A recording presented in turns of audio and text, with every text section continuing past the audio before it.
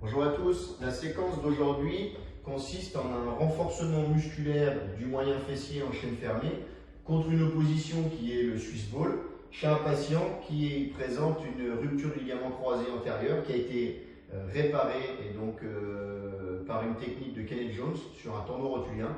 On est à J plus 180, donc on réattaque réellement le renforcement musculaire et la réathlétisation. Et donc par certaines phases, je vais le faire passer sur certains exercices et notamment sur le renforcement du moyen fessier.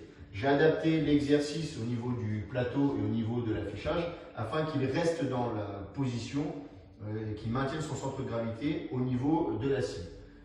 C'est tout bon, on y va? C'est bon. Allez, c'est parti.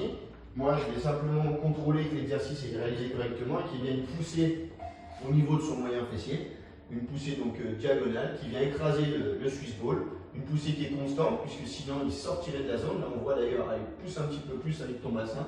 Voilà, très bien. Voilà, donc on voit que au niveau de la cible, on va pouvoir peut-être le décaler un tout petit peu. Voilà, dans un premier temps afin qu'il maîtrise l'exercice. Donc il y a une phase de travail, une phase de repos, ça vous connaissez.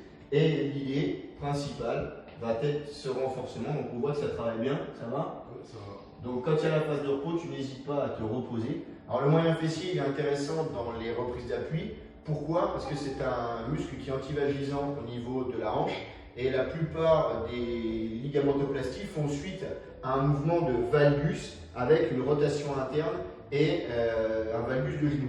Donc l'idée est de valider un renforcement musculaire qui permettrait d'être anti-vagisant au niveau de la hanche et de protéger l'articulation.